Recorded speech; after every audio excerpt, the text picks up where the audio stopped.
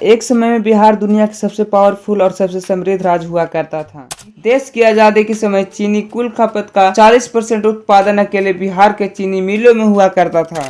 कोयले की मांग तेज हो जाती है और द्वितीय विश्व युद्ध के समय और भी तेज हो जाती है। आजादी से पहले और आजादी के कई साल बाद भी बहुत फायदेमंद साबित हुआ। ब्रिटिश हुकूमत बिहार के प्रति लापरवाह हो गई और बिहार था जहां सरकारी नौकरियों पर बंगाली लोगों का प्राथमिकता दी जा रही थी और बढ़ पड़ी। टाइम के साथ ऐसे किसानों की संख्या बढ़ती चली गई जिन्होंने अपनी जमीन गंवा दी थी। बिहार, ये शब्द सुनकर आपके मन में कैसी छवि बनती है?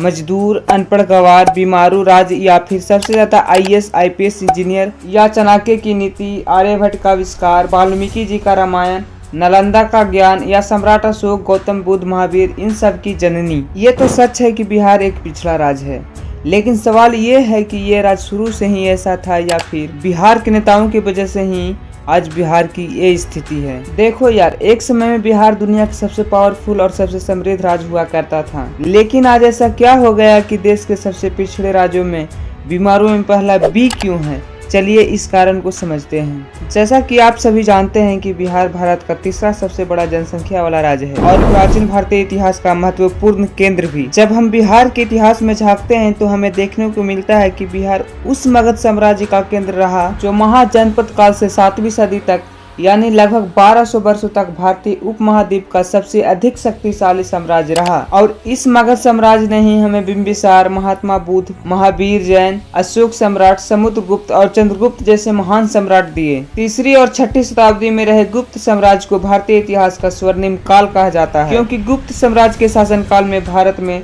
सांख्य शास्त्र, खगोल शास्त्र, विज्ञान और धर्म एवं दर्शन शास्त्र के क्षेत्र में अभूतपूर्व प्रगति देखने को मिली थी। और जब विज्ञान और शिक्षा की बात हो रही हो तो हम विश्व प्रसिद्ध नालंदा विश्वविद्यालय को कैसे भूल सकते हैं, जिसमें नागार्जुन जैसे प्रधानाचार्य और शून्यवाद का सिद्धांत देने वाले आर्यभट्ट जैसे आचार्य मौजूद थे। साथियों, एक और बिहार का इतिहास जिसके बिना हम भारत का वर्णन भी नहीं कर सकते, और वहीं दूसरी ओर भारत को इतने बड़े साम्राज्य और इतने बड़े महान व्यक्तित्व को देने वाले बिहार आज पिछड़ा राज्य नजर आता है। तभी भारत के सबसे समृद्ध राजधानी रहा पाटलिपुत्र आज भारत के सबसे गरीब राज्य की राजधानी पटना बन गई है। कभी विश्व भर के लिए 800 वर्षों तक ज्ञान पुंज रहा नालंदा विश्वविद्यालय वाला राज्य आज भारत का सबसे कम साक्षरता वाला राज्य बन गया है। सवाल है ऐसा क्यों? तो बने रहिए अंत तक, आज विस्तार पूर्वक इस विषय पर चर्चा होने वाली है। दोस्तों, बिहार का जो आज अधिकतम हिस्सा है वो लंबे समय तक एक ही साम्राज्य का हिस्सा रहा, यानी मगध साम्राज्य का, जिसमें राजगीर, मिथिला, गया, पाटलिपुत्र जिसे आज पटना कहा जाता है, बोध गया, नालंदा जैसे स्थान प्रमुख थे। और इसलिए बिहार का जो अपना इतिहास है उसमें मगध का स्थान प्रमुख है। मगध और बिहार के अन्य साम्राज्य के बारे में मैं किसी और वीडियो में विस्तार पूर्वक बता दूंगा, तो आप हमारे चैनल को सब्सक्राइब कर सकते हैं जो कि फ्री है। तो चलिए फिर से मेन टॉपिक पर आते हैं और आगे का कार्यक्रम शुरू करते हैं। तो अब बिहार ब्रिटिशर्स के काल में कैसा रहा? साथियों, बक्सर युद्ध जीतने के लगभग 1 साल बाद 1765 में ब्रिटिशर्स ने बंगाल प्रेसिडेंसी की स्थापना की, जिसमें आज के बिहार, झारखंड, पूर्वोत्तर का बड़ा हिस्सा समेत बर्मा तक यानी कि आज का म्यांमार, बर्मा तक का हिस्सा वो भी शामिल था। और आज का बिहार भी इसी प्रेसिडेंसी रूल के दौरान लिए गए फैसले से शुरू हो गई थी। प्रेसिडेंसी के स्थापना के बाद ब्रिटिशर्स के पास सबसे बड़ी चुनौती आता है टैक्स कलेक्शन की, क्योंकि इतने बड़े क्षेत्र के टैक्स का कलेक्ट करने के लिए बड़े प्रशासनिक तंत्र की आवश्यकता थी, जो बिना किसी बेईमानी के टैक्स के अमाउंट को कंपनी तक पहुँचाए। और इसके समाधान के लिए ब्रिटिश अधिकारी लॉर्ड कॉर्नवालिस ने अपने कार्यकाल में 1790 में मुगलों द्वारा स्थापित की गई जमींदारी व्यवस्था को लागू कर दिया, लेकिन कुछ बदलावों के साथ। साथियों, जो मुगलों की जमींदारी व्यवस्था थी जिसमें किसानों को इतना शोषित नहीं किया जितना ब्रिटिश जमींदारी व्यवस्था ने किया, और ये व्यवस्था तब और शोषणकारी हो गई जब 1793 में इसे अस्थायी बंदोबस्त में बदल दिया गया। अस्थायी बंदोबस्त के तहत किसानों को अपनी उपज के 11 में से 10 हिस्से टैक्स के रूप में देने पड़ते थे, यानी कि कुल उपज का लगभग 89%। शुरुआती सालों में तो अस्थायी बंदोबस्त ब्रिटिशर्स के लिए काफी फायदेमंद हुआ, क्योंकि बिहार के उपजाऊ जमीन में अच्छा उपज हो जाता था, जिससे ईस्ट इंडिया कंपनी को बहुत अधिक मात्रा में रेवेन्यू मिल रहा था। और इस चीज को देखते हुए ब्रिटिश ने इस व्यवस्था को धीरे धीरे उत्तर भारत के काफी हिस्सों में लागू कर दिया। लेकिन दूसरी ओर इस व्यवस्था ने किसानों को बुरी तरह प्रभावित करना शुरू कर दिया, क्योंकि जब हम कम बारिश और अन्य कारणों से अपनी फसल को खराब होता देखते हैं तो इतना अनाज उत्पादन नहीं हो पाता कि हम अपनी फसल का 10 हिस्सा अंग्रेजों को दे देते। तो ऐसा संभव नहीं हो पाता।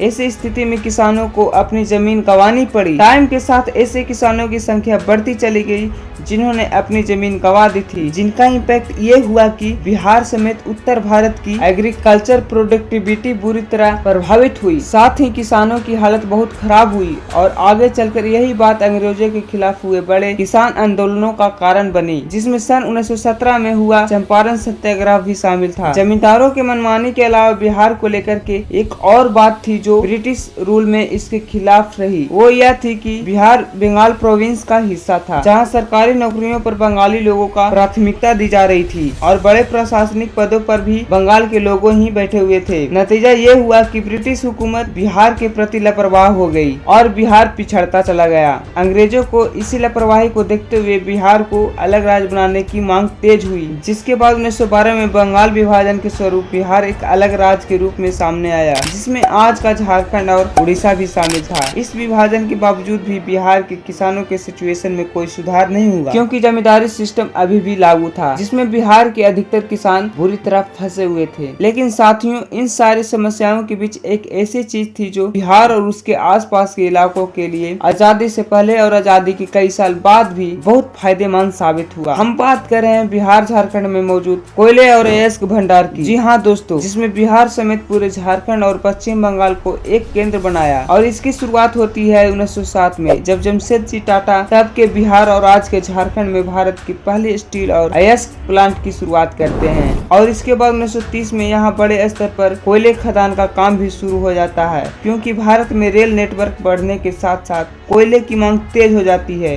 और द्वितीय विश्व युद्ध के समय और भी तेज हो जाती है। 1937 में बिहार में सीमेंट फैक्ट्री भी एस्टेब्लिश होती है। आजादी के समय तक बिहार में काफी इंडस्ट्रियल उद्योग स्थापित हो चुके थे। इस बात का अंदाजा आप यूँ लगा सकते हैं कि देश की आजादी के समय चीनी कुल खपत का 40% उत्पादन अकेले बिहार के चीनी मिलों में हुआ करता था। लेकिन इस औद्योगिकरण से केवल कुछ बड़े लोगों को ही फायदा हुआ, क्योंकि बिहार के ज्यादातर लोग अभी भी जमींदारी व्यवस्था में फंसे हुए थे और कृषि ही उनका मुख्य पेशा था। दोस्तों, इन सारे बिंदुओं को जान लेने के बाद यहाँ पर ये सवाल उठता है कि स्वतंत्रता से पहले जो हम ब्रिटिश हुकूमत के अधीन थे, हमारे पास कोई अधिकार नहीं था, लेकिन बाद में स्वतंत्रता के बाद भी बिहार की हालत क्यों नहीं सुधरी? वह कौन सी सरकारी नीतियाँ और राजनीतिक कारण थे जिन्होंने रिसोर्सफुल होते हुए भी बिहार का सबसे ज्यादा पिछड़ा राज्य बनाए रखा? ये सब विस्तार पूर्वक जानेंगे अगले वीडियो में। तब तक आप हमारे चैनल को सब्सक्राइब करें। बिहार के बारे में आपका क्या ख्याल है कमेंट में जरूर बताएं। जय बिहार, जय भारत।